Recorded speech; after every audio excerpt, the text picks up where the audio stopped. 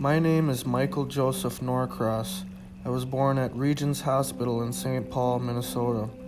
The story I'm going to share with you today is one of tragedy, identity, and destiny. This story is about me not being enrolled in any tribe and going on a great odyssey, coming across a token that seals the identity deal and is beyond treasured and priceless. It all starts with what I like to call the great tragedy. My grandmother committed suicide when my mother was only 9 years old after a domestic incident, and that is when my mother was taken into a non-native foster home for the rest of her youth. My early childhood was just a chip off the old block St. Paul lifestyle. Naturally, there was zero exposure to anything cultural, ceremonial, or spiritual. Living in Frogtown in the 90s, which was a predominantly black neighborhood, I noticed that we were different. But what were we? Were we Hispanic? As time went on, I met my grandfather. He would always be playing cribbage with his friends, drinking beers, and always shouting an expression, "Ho, what?" I finally got the hint after seeing so many native friends and family coming around shouting, "Ho, what?" that we weren't in fact Mexican. We weren't black, but we were American Indian. The rest of my childhood and adolescence was very bland. Alcohol use was abundant every which way I went. Other than school, alcohol, and drugs, and all the troublemaking that came with it, my teen years wasn't much of a story. Somewhere along the way, I found myself watching Dances with Wolves in a foster home of my own. It was right then and there I knew my American Indianness needed a cultural boost for the sake of my health and my family's overall functional ability. I was smart enough to know that all the troublemaking and boozing and drugs were simply me expressing my discontent and concern about past traumas and how everyone collectively decided to deal with it so unhealthily. Most of the youth in my family were in and out of detention centers.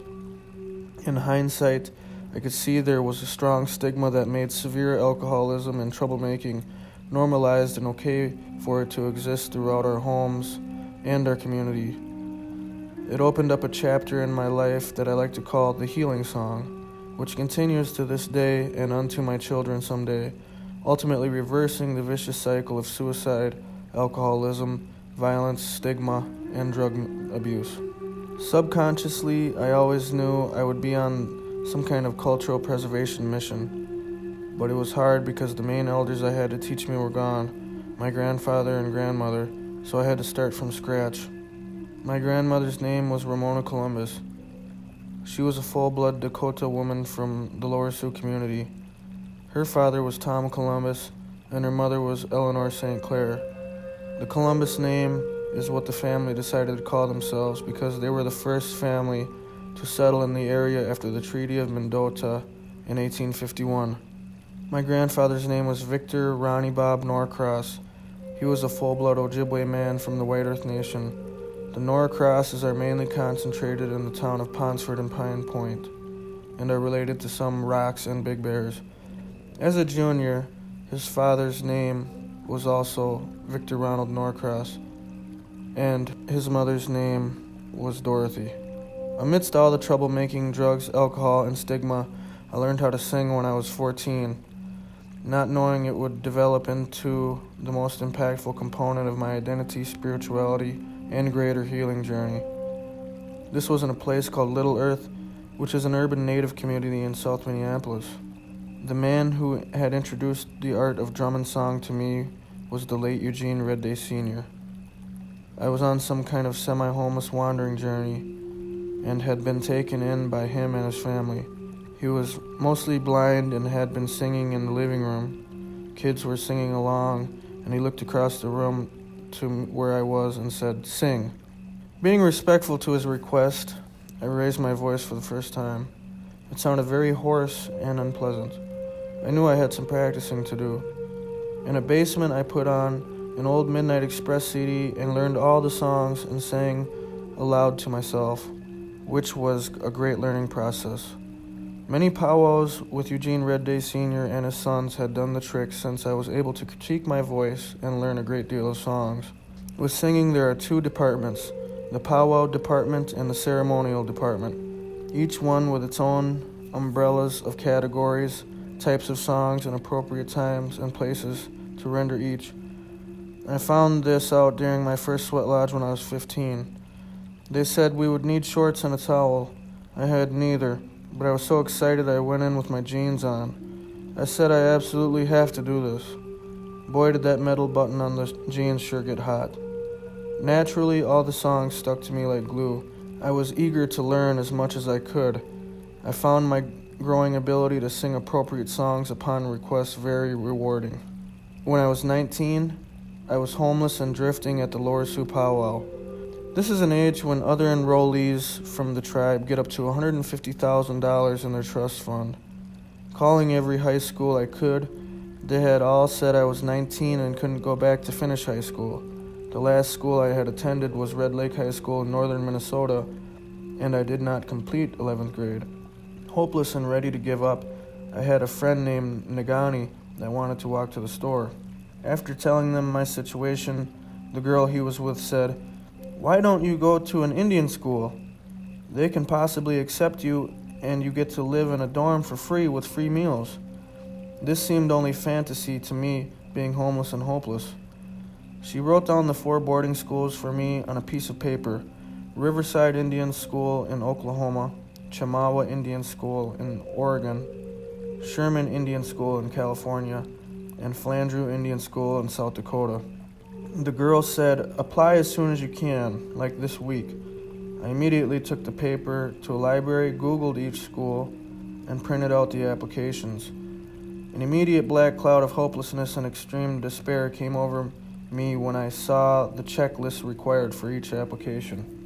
Every single requirement I did not have. I only had about 3 months before the school was going to start with or without me. I did not have tribal enrollment, a copy of my birth certificate, a copy of my social security card, a copy of my parents' enrollment, a copy of an updated physical examination, a copy of an updated immunizations record, and a copy of an up-to-date school transcript. These were all things that seemed impossible to get in the little time I had. First, I had to go to jail because I had a warrant for petty theft from a liquor store. I was not going to turn in my applications while having a warrant because I was afraid they could look it up and decline me immediately. My goal was to get accepted. When I was in jail for a week, I made a game plan. I was going to knock out the checklist day by day and get the applications mailed off as soon as possible. The week I was released from jail, I went to a clinic to get updated on my immunizations and physical. I called the registrars for each school and each said, "Better hurry." The next thing I did was call Red Lake High School and request for them to fax my most recent transcript from the 11th grade when I dropped out. The application said that if you are not enrolled in a tribe, then you must have a CIB, which is a Certificate of Indian Blood. This was my next immediate step. I went to White Earth Urban Office to have them look up my grandfather's name and verify everything. They said, "We know you meet blood requirements, but unfortunately the papers say you do not because in the early 1900s, full-bloods had to lie and say they weren't full-blood in order to get a specific housing or land allotments. This is called the Nelson Act." Even though my grandfather's father was a full-blood, he had to say he was less than 100% in order to get these land plots assigned to them. This was very angering to be asked to leave the White Earth Urban Office with them saying they couldn't do anything for me in my desperation. Giving up already, my last hope was one place, Lower Sioux Indian Community. Soon enough, I found myself catching a ride there, and next thing you know, I was in the enrollment office. They gave me a similar runaround, thinking I was trying to get enrolled. They said I needed to do a 2-year residency, and after that, get voted on, which isn't a guarantee. I said, "Look, I don't care about your enrollment or about your money. I need what's called a CIB in hopes that I can finish high school and I'll make a life for myself thereafter." They made an official CIB for me stating that I met blood requirements to be enrolled in the tribe and that my mother was an enrollee. Meanwhile, I stopped by my mother's house to get a copy of her res ID to have as many things as I could. She said at the time, "It'll be on the porch. I don't want to see you." I took it nevertheless. Who knows why she didn't want to help? I figured it's deeper than what I'm trying to accomplish. I chose not to engage in the never-ending feud. I had everything notarized at the local courthouse, even the immunizations. This is how desperate I was to get accepted to any school.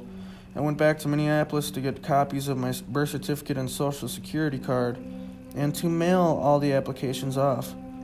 Time was running out. I was at a severe point of giving up when I went to the social security place and they said that I couldn't get my social security card unless I had a copy of my birth certificate.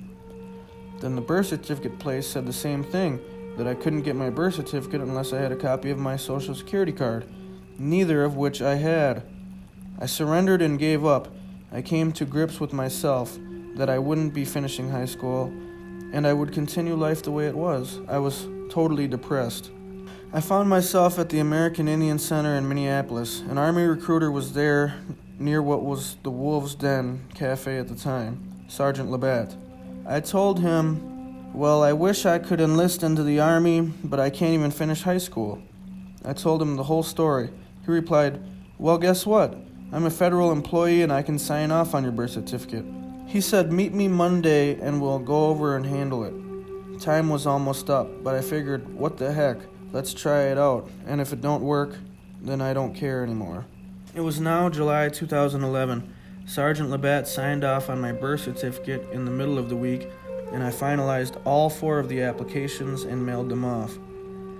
Attached to each was a pity party letter explaining my entire situation. Now it was the waiting game. I wandered around Minneapolis for the time being until I found out the results. All of the boarding schools declined my application, except for one.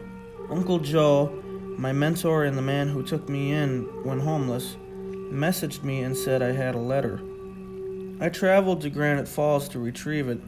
It was an acceptance letter and travel itinerary from Sherman Indian High School in Riverside, California.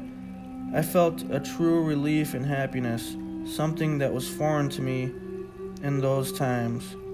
Sherman said that they could fast-track my curriculum so I could graduate on time with everyone else.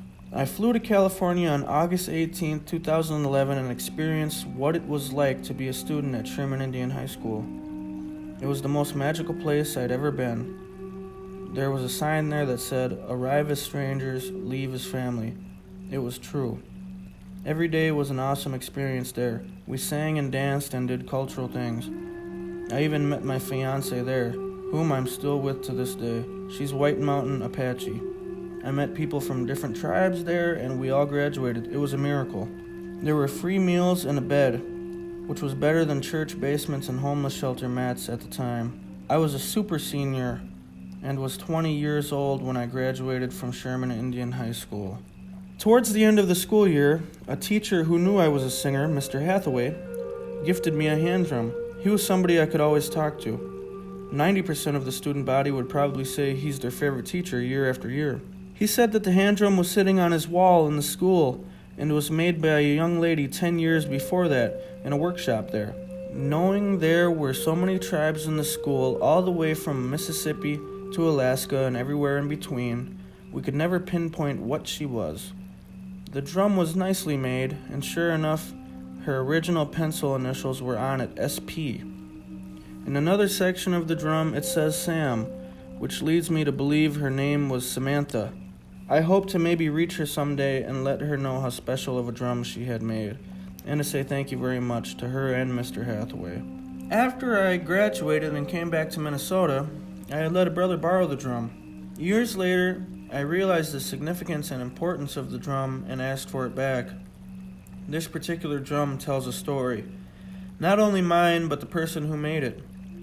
It also tells the story of Sherman Indian School, which was once Sherman Institute, where culture was once stripped, beaten, and whipped out of children. The drum is many things along with a symbol of cultural preservation and healing, wounds of today, yesteryear, and hundreds of years in the past, not only in my life, but for all people who went to Sherman Indian School historically. It's no different than all other drums that can revitalize and reshape one's foundation of identity and spiritual essence in healing. I just wanted to be a part of something in this life, a tribeless, homeless person that was granted acceptance, and out of it came this drum. Even though I didn't get the big money from Lower Sioux, this drum feels like $1 million. If the house burned down, the one thing I would grab is this drum. Even though I was asked to leave White Earth Urban Office, I still hum Ojibwe tunes. This drum is my Indianness, my enrollment, my identity. It ensures my healing in my family. It ensures my tribal identity. It ensures my happiness and spirituality in a world where even spirituality seems hierarchical now. This is a true testimony to how a drum could make a person feel whole. This drum is all I need. The colonial idea of blood quantum and the hierarchical idea of who's Indian and who's not has been a battle for me. But this drum is a trophy and a victory. It makes me feel like I'm a part of something, and most importantly, a part of the Sherman family. The wonderful magical place with palm trees and destiny. The place who accepted a wretch like me when no one else would. I'm forever in gratitude. In a world where I'm technically not even Native American, I receive this miraculous token. Whatever this drum may mean to me, there's no doubt that it's a story of true resilience and fortitude that can only be indigenous.